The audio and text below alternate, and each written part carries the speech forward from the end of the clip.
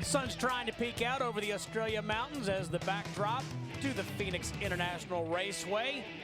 The NASCAR Nationwide Series teams had a practice of 1 hour and 50 minutes. And Jeff Hammond and Larry McReynolds, they've had an hour and a half to talk about their race cars, and there were some cars that were not hooked up in that first practice. I'd say there's a lot of work been going on in that Nationwide Series garage about the last hour and a half. A lot of cars on the scales, a lot of springs and shocks and sway bars being slung around.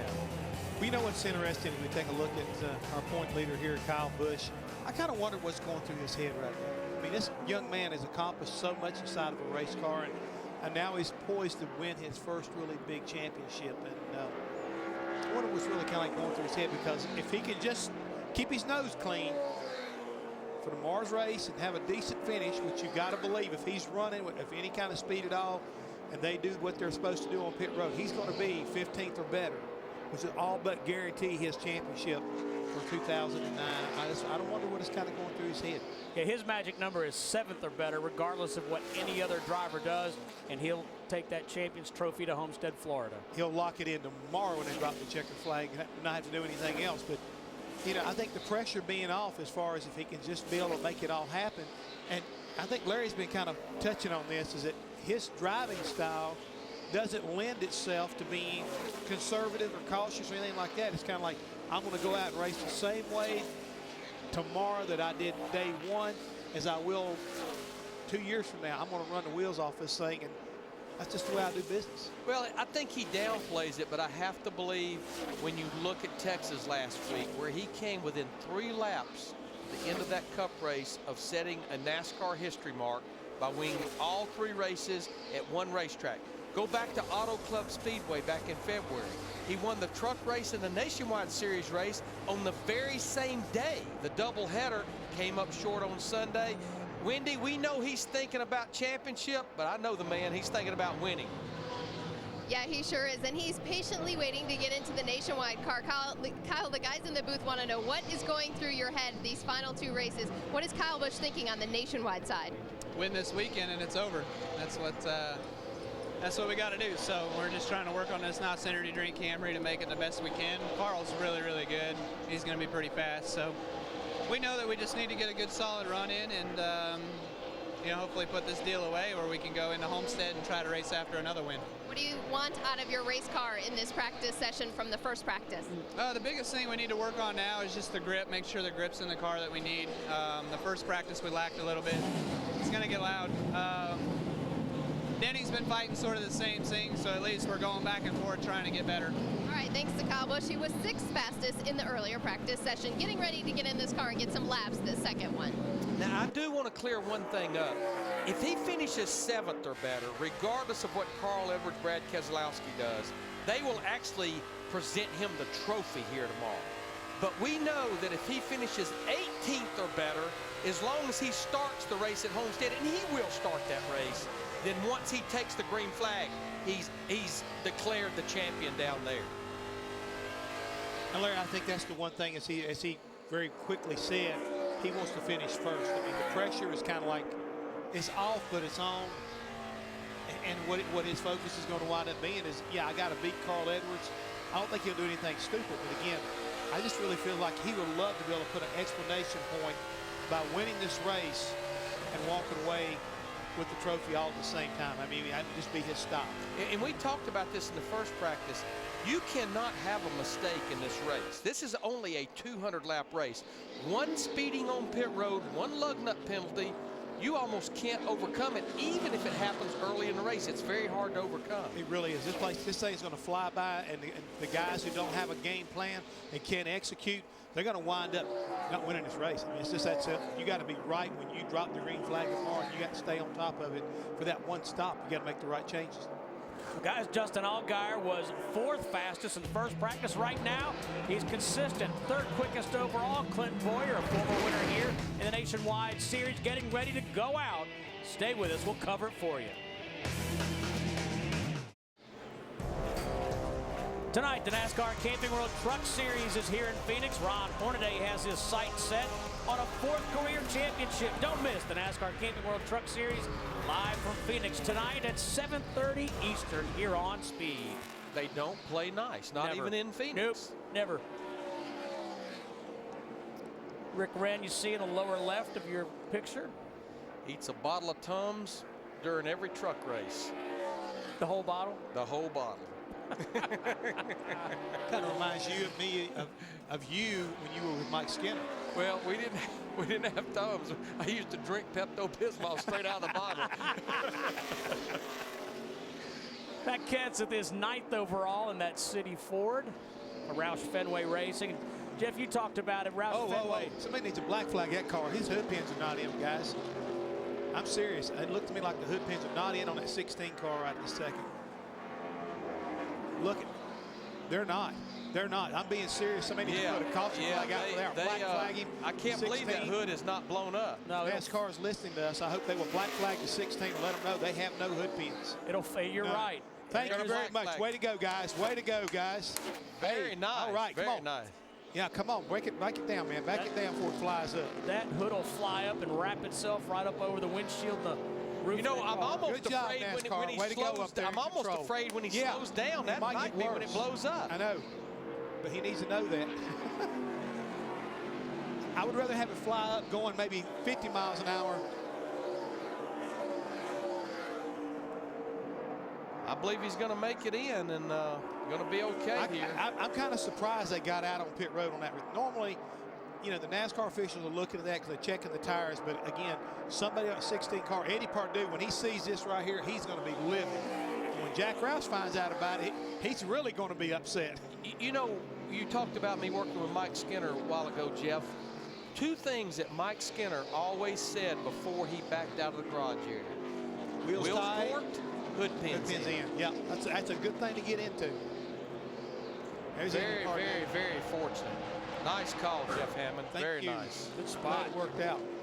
Again, you know, our cameraman do such an excellent job, and when he went down, I thought I saw one flopping, which that's happened before. Sure. But all of a sudden, I looked across the front, and it was all four of them were flapping around. It's like, that ain't right. That would have been big right there. Saw that happen to Neil Bonnet once, I think at Bristol, and it's a scary thing for a driver. It very much is, and it doesn't do the crew a whole lot of good either. Well, here's his teammate, Carl Edwards, in that 60 car. You heard Kyle Busch talk about it. He was the fastest in that first practice. Now, Carl only ran 17 laps, and that fast lap came right at the beginning of practice when certainly the track was at its coolest. Just looking, excuse me, Steve, I just looked at the front end of that car. It looks to me like he's making a long run here in this early part of this practice session.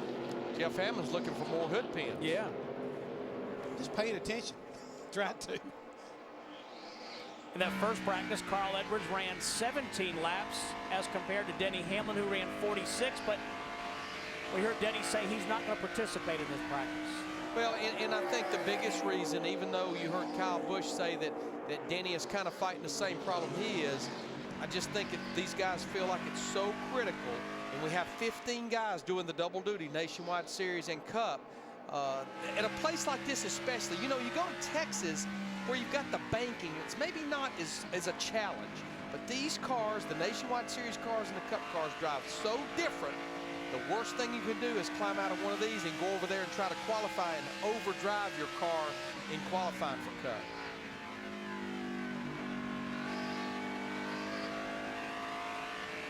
Carl was the winner here a year ago. He actually sat on the pole for the spring race this year. Had all kinds of trouble, ended up finishing 33rd. 2 wins and 6 top 5s for Carl here at Phoenix International in the Nationwide Series. Good job, Jeff Hammond.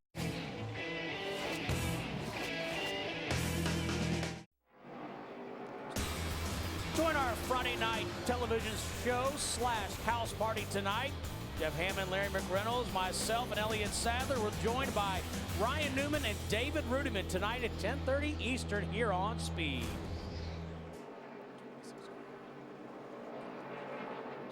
Kevin Conway in the 26 car, 31st right now.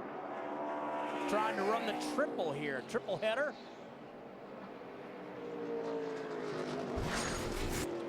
Been watching this car. He didn't do it that last time going into turn 1, but early on he went off into turn 1. Watch the sparks start coming out underneath that car. I mean, he is bottoming out pretty hard And that does not help a guy as far as trying to get down that corner. Maybe kind of shoot up the racetrack. And again, that's not what you're looking for if you want to have a driver kind of like, you know, focused on hitting his marks. But you maybe get a feel, Jeff, that if it did it in the very beginning, which that was about the first 1 or 2 laps he went out, he ran a total of 10 laps, may have been just a deal with low air pressure. Guys, I hate to say this, we got another car on the racetrack that's got one hood pin loose. Yep, on the right front. Right front on that 38 car, which one hood pin will not hurt this car out there on the racetrack as far as safety reels concerned. But again, that would frustrate me as a crew chief, that my guys can't be a little bit more particular about, you know, making sure they get put back in. This is Jason Leffler, the 38 car. Had a lot of struggles in that first practice, a lot of scrambling by that group. Right now, he's 3rd quickest, and he's run a total of 11 laps. Bob Dillner.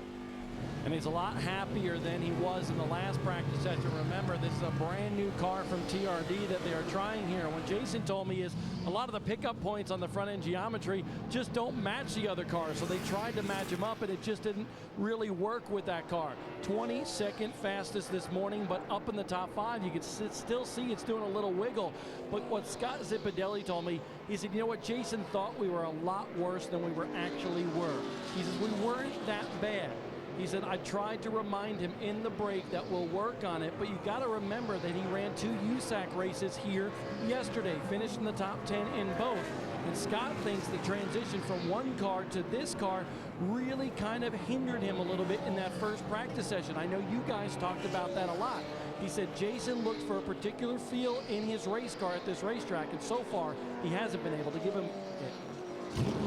And what TRD, that's Toyota Racing Development from up in High Point, North Carolina. They built several of the chassis for the Nationwide Series guys, as well as the NASCAR Camping World Truck Series. And I think, you know, in all fairness to Jason, if he's been used to a certain type of race car, the way it feels, the way the dash looks, there's a lot of little things that go into the driver's mind that he's got a car that he can get comfortable with. And when he goes out and it doesn't do what it's supposed to do, all of a sudden he gets a little bit frustrated when he makes some changes that normally work with the other chassis.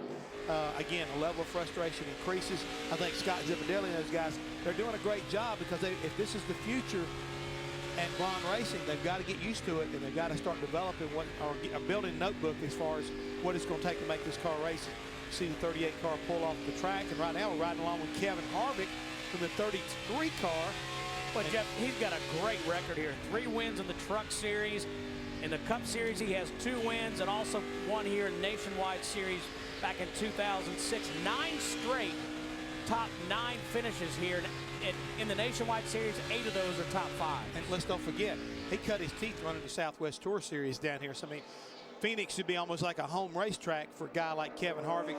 But we talked about this racetrack and how for crew chiefs, you can work on your car, you can make it better, but then you can also depend on a guy like Kevin Harvick. If he's comfortable here, he can make up so much with hunting around and finding the right groove and turning the car, running it low. Just all kinds of things come into play. And to me, this is the type of racetrack that fits Kevin Harvick's driving style. Yeah, when he won that race here in the spring of 2006, he actually swept the weekend, won the Nationwide Series race on Friday night and the Cup race on Saturday night.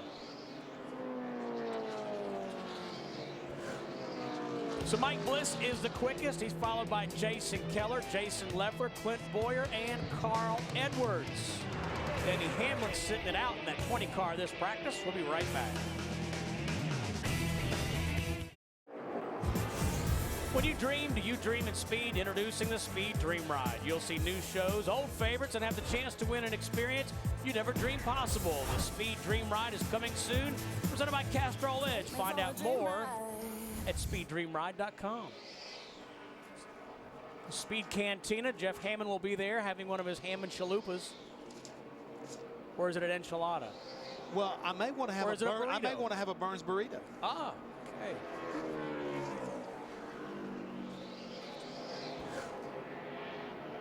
Mike Lynette in the 15 car. 10th quickest. He is 10th overall, run 13 laps in this practice, quick time of 28:08. We have 4 drivers who have run sub 28-second laps. And 33 that are in the 28-second category. So not a lot of separation here.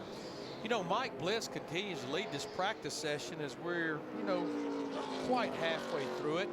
But he was second quickest in the first practice session. And Mike, of course, run the whole schedule, but he's been in that 11 car 4 races with 3 top 5s and 4 top 10s. So close, I think, to getting the victory lane. But Bob, the problem is with this team, I talked to Paul Wolf, the crew chief, yesterday. He said once the checkered flag waves at Homestead, this team has no sponsorship for 2010. Yeah, absolutely no money, Larry McReynolds. And think about their performance. They are definitely deserving of a sponsor, and it would be nice to see Mike Bliss full-time in this ride. But here's what they're dealing with right now. It's pretty funny. Second quick in the first session, first quick so far in this final practice. But Mike Bliss isn't exactly happy with how the car feels around the racetrack. He said the left front is just not working as much as it should be. So what they're doing here is they're putting in a new right rear spring, and they're making an adjustment on the track bar because Bliss wants to get that left front into the track just a little bit more and try to get it working through the corners here, Larry. Now, you look at the sponsor they have here. It's Ride Makers, and what that is, they make RC cars like for kids. But the neatest thing about this sponsor is there's a company in Mooresville, North Carolina called Dream Racers.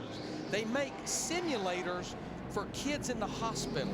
Kids that are maybe taking chemotherapy. They can still simulate driving a little race car, but it has all the accommodations. And this sponsor right here, Ride Makers, they purchased 2 of those Dream Racers for kids at a children's hospital just recently of California and Redondo Beach. What a neat deal. There you see it right there, Children's Dream Racers. It's an awesome little program for kids in the hospital that aren't as fortunate as others.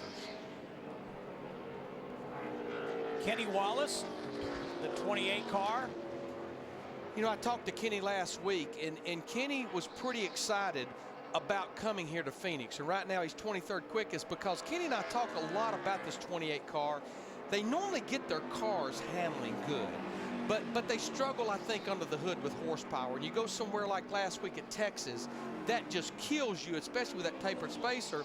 And you look back at some of the better runs that he's had, like Memphis, where it's more about handling. I think that's one reason he was pretty excited about his possibilities of a good, solid run here at Phoenix. As Larry said, they're 23rd overall. Kenny just finished his 12th lap of practice. We are halfway through a 50-minute practice, the final practice for the Nationwide Series teams. Mike Bliss still the quickest.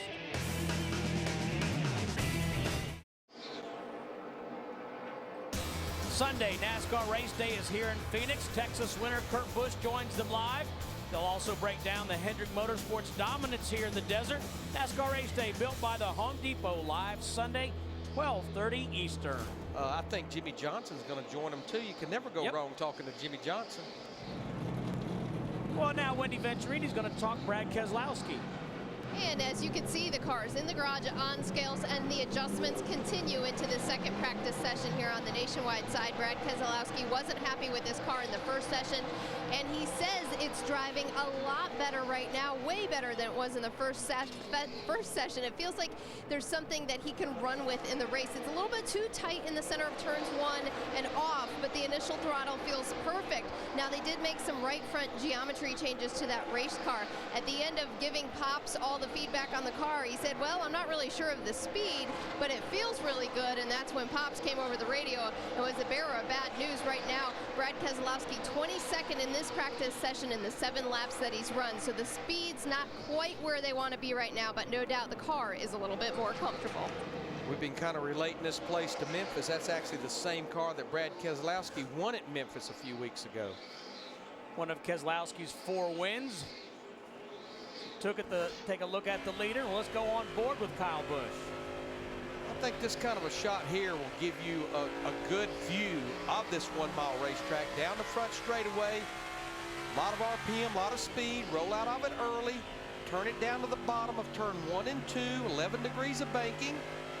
And this is where the track, you almost run out of racetrack here. It's like it's so sharp on the exit of turn 2. You can see the dog leg in the middle of the back straightaway. Roll out early, float it down into turn 3 and 4, and this is a flatter corner than 1 and 2, and just goes forever and ever. You can see him having to work with the throttle, but we'll see cars hunting the bottom. And when I say hunting the bottom, just like you see Clint Bowyer there, almost clipping the apron on the exit, helps the car to turn, plus there's a little bit of more grip down there on that apron. So a great look at what it's like to get around this 1 mile Phoenix International Raceway. Well, let's take a look at the point standings with 2 races remaining, including tomorrow's race. Kyle Busch, 247 points. He got a 25-point penalty for an improperly attached weight in pre-qualifying inspection at the Texas Motor Speedway, so that lead now 247. And I think we should explain what that penalty actually is. The lead you put in the car, yeah, most teams put it in the frame rails, but you can also put it in lead boxes that are attached to the frame or to the subframe. Those boxes have to be welded to the frame. They can't be bolted. They had been told several times this year about showing up with lead boxes bolted, and they showed up to Texas with one that was bolted and not necessarily welded, and that's where NASCAR said, okay, now we're going to take points and we're going to penalize you. What would the advantage be for bolting? Safety. You know, you want it welded. Welded and bolted probably is the way to go, but safety's the biggest thing. Yeah, that's the biggest thing right there is you want that's what NASCAR stressed about now more than anything else. It wasn't any kind of an advantage. It was more about the fact that you're not following a safety procedure that we have put into place. But that's my question. Were they necessarily trying to gain a performance advantage? I don't think so, but I think just like anything else, when you're not using it, they wanted the option to be able to take it out of the car and be able to move a greater amount of weight away from there, because that lead box weighs something also. Gotcha. So it may be more to the front for qualifying, and they want to move it to the back for the race, or vice versa. But NASCAR says, look, if you're going to put a box like that on there, it's got to be welded to the chassis, not bolted. Well, Wendy, Clint Bowyer has a sparkling record here at Phoenix. How's he doing in this practice?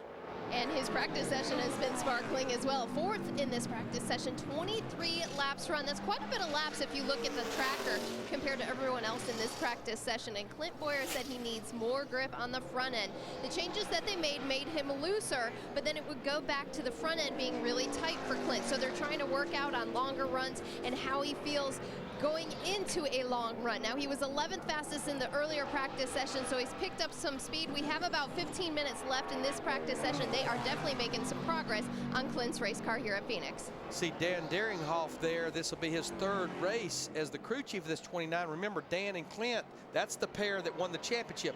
But I was pretty impressed with what Dan Deringhoff and his 29 team pulled off at Texas last week. I don't want to change yet unless you think we need to. If you'll remember, when you're done. If you'll remember in Cup practice, after all the Nationwide Series practice was over, Jeff Burton hit the wall in his Cup car. They decided, because of the lick that he took, is to pretty much focus on the Cup car. They put Casey Mears in that 29 car.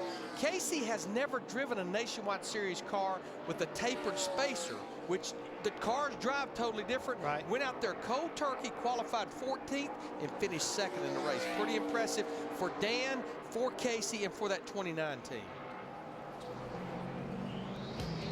Bowyer right now is 4th quickest. He's going to debrief with his crew chief. We're going to step away for just a minute here at Phoenix. Speed's presentation of NASCAR Nationwide Series Practice from Phoenix is brought to you by Copart.com, an online auto auction where you control the price you want to pay. Go to Copart.com today. Back in the Valley of the Sun, weather looks great for this weekend. It's a little overcast today, temperatures in the low 70s, and on Sunday, 0% chance of rain with a high of 68. David Ruderman in this 10 car right now, he's 27th quickest. He's run a total of 17 laps, and while we were at break, it looks like Jason Leffler, that 38 car, made a little practice qualifying run. He jumped to the top of the practice chart. Bob Dillner. Well, Steve, David Rudiman and this team thought they were going to be pretty good going into this practice session, but so far, not so good for David Rudiman here in this final practice session. He's really struggling with the car from the center on off. It's just really, really tight. This latest change that they did is they changed the angle to the truck arms on this car. So they are really trying to get this car pinpointed around this racetrack, but it's just too tight. 13th quick this morning, and he's not even close to that right now. Well, I think we even saw a lot of cars messing with trailing arm location last week at Texas. If the car is loose under acceleration, the pivot points at the front, you'll lower them down. If the car wants to push or not turn on the exit of the corner, you can raise those pivot points up. That's something teams will play with a lot in practice. Maybe not something I want to be scrambling with in final practice, though. And don't forget, you can split them. You can split them. And that'll normally help the car to turn, but yet not make it loose as well. Yep. This is final practice for the Nationwide Series teams. They qualify tomorrow morning. We'll have that for you here on Speed. And coming up next, the Camping World Truck Series teams qualify for this evening's race. That also here on Speed. So that means that guy named Rick Allen and Phil Parsons. Uncle Phil Parsons, and then that long, tall drink of water named Michael Walter will be up here. They will be. Adam Alexander and Ray Dunlap. And you see the coverage for the race beginning, I believe, at 7:30 Eastern with Krista Voda. Now, next week in Homestead, Mike Bliss will be back in the one car that he started the season in, and Denny Hamlin will run this 11 car next week. Denny actually has a couple starts in this 11 in 2009. This is the same car that Mike finished 4th at Memphis with a few weeks ago. They've run a total of 28 laps, which is about as many laps as anybody has run. John West Townley in the 09 car. Brad Parrott no longer the crew chief for that race team, RAB Racing. He's got a pretty good little thing going here. He struggled here. We talked about earlier in the first practice. He did not have a very good Phoenix a year ago when he came in here, but this time it looks like his experience is starting to pay off. 12th quickest. Now, we do know that John West Townley and the sponsor Zaxby, they will be moving to Richard Childress Racing in 2010. I talked to Robbie Benton, one of the owners of this 09 car yesterday, and like a lot of teams right now in that Nationwide Series, it's kind of unknown for 2010 for them.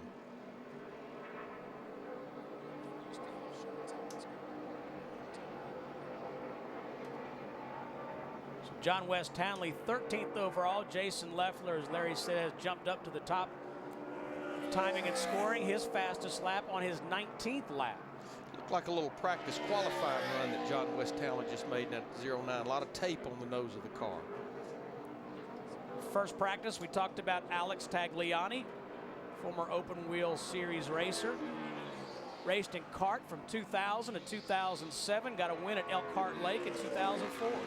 And we have 47 cars here, and with not long to go, only about 10 minutes, 9 or 10 minutes to go in this practice, we have 4 cars that's not practiced so far. Looking at this 81 car brings into mind, we talk about Richard Childress, how many different drivers have been in a 29 car. There's a lot of cars like this 81 car that have had a slew of drivers drive it during the course of the year and keep it up there in the owner points. But think about the challenges it must be for a very small team like Donald organization right now to be able to be prepared from week to week and deal with the different drivers that they put in this car. Let's go down to the garage and Bob Dillner. Well, Trevor Bain and this team, they're putting new sticker tires on for another run out here on this race course. But, you know, there's so much technology that goes around here. It's interesting to see that old duct tape can still be useful in this garage area for the NASCAR Nationwide Series. And all you have to do is actually, you see the duct tape being put on the nose here. But over here on the left front headlight, you see a piece of orange duct tape. And you can see 5, 5, 13. You ask, what is that? Well, that's the amount of runs that they've done here today. And what they do is actually there's a photographer in turn number 1, and she is taking pictures of this car and the attitude of the nose around the racetrack. They will take those pictures and know what run they were on and be able to see what adjustment they did and how it affected the attitude of the race car. So even though you have all this technology, some good old duct tape and some Sharpie can really be useful.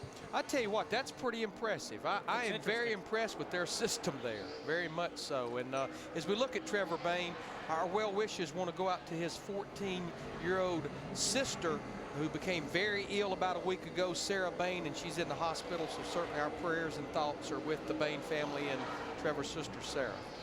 Modern technology with all these cameras and things around there, but they still got to rely on old duct tape. And hey, I found out, Jimmy Hicks told me, 12 drivers in that 81 car period of the 2009. 12 different drivers. And that came from Jimmy Kyle Hicks. That's exactly right.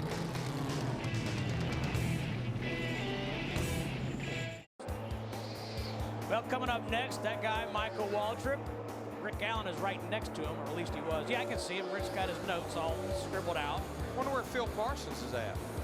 Good question. But I know those two boys will jump in the booth as soon as we're done. For Can't you see him stand there beside him? No. Why? Because they're too tall drink of waters? He ain't got his box. Good point. During commercial, saw a little activity at the top of the leaderboard. And as I say that, Reed Sorensen in the 32 jumps to the top. David Reagan, Jason Keller, Paul Menard all inside the top 4 right now. I mentioned we've got 47 cars here. The 4 cars that's not practiced in this practice session, and it don't look like they will. Denny Hamlin, we talked about him skipping this practice. Johnny Chapman, Terry Cook, and Chris Cook elected not to participate in this practice session. 22 top 3 finishes for Kyle Busch in this 2009 season. Michael Waltrip's hands were in the way there momentarily.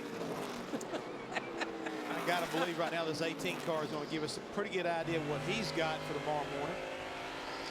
You know, that win at Texas, those 2 wins at Texas last week, 19th win of 2009 in the top 3 series. And actually, as far as his nationwide series, that was his 29th career nationwide series win and 171 starts. That's a pretty good win percentage. Wendy. And right now their percentage on the racetrack's pretty good. The car is getting better and better with every lap that's run in this second practice session for Nationwide. The quote from Kyle was that it's better. They made a front shock adjustment and some other small adjustments. Right now they're back out there and they want to run it out in order to get a good feel for that car. And fuel mileage, whatnot, with Jason Ratcliffe, as you see there in the screen, has punched the numbers and getting Kyle more and more comfortable. We know the goal for them, win the race. That's the bottom line for Kyle Busch. He knows if he gets the job done, gets to victory lane, he will not have to worry about a championship at the end of the race in Homestead. He's run a total of 19 laps. As we're running with Brad Keselowski right now, he's only run 12 laps in this practice session. Brad's 26th quickest in that Chevrolet. And Larry, we definitely saw these guys changing tires, trying to get him back out. You mentioned his 26th quickest. Let's see what he does here when he comes back to the start-finish line. His fast lap is a 28.33. That was a 28.40. That lap right there. We are down to just right at a minute left in this practice session. Only time for maybe about 1 or 2 more laps, if even that. You know, we saw earlier watching the Sprint Cup guys practice, when they started putting tires on and blocking off, it was the second lap that was the money lap. So I wonder if it's going to be the same way here in the Nationwide Series. He ran a 28.41, so he ran almost identical laps, but I think Bob's with the fastest cat in the alley so far. That's right. He's wiping the sweat off of his brow right now, but fastest, how good is this race car? I think it's pretty good. We put a lot of laps on our tires, pretty much a full fuel run, so we fought kind of both sides of the fence, being a little bit loose end and being tight in the center, and I think we got it pretty decent. These guys do a great job, and obviously we did a qualifying lap there at the end. I thought it was okay. I feel like I could pick up some, but overall I feel like we got a top 5 race car, and we'll see what we got tomorrow. Look out for Reed Sorensen tomorrow morning here in qualifying. Well, Bob, Reed Sorensen the quickest as you take a look at the top 10. Practice is over here. Their final practice for the NASCAR Nationwide Series team. Steve, look, our guest, David Rudiman, he's 3rd quickest. He picked up a lot from early in practice. But I tell you what, Scott Wimmer ended up being the fastest Chevrolet, 9th quickest. We're going to send it down to John Roberts at the speed stage, and then coming up, Camping World Truck Series qualifying.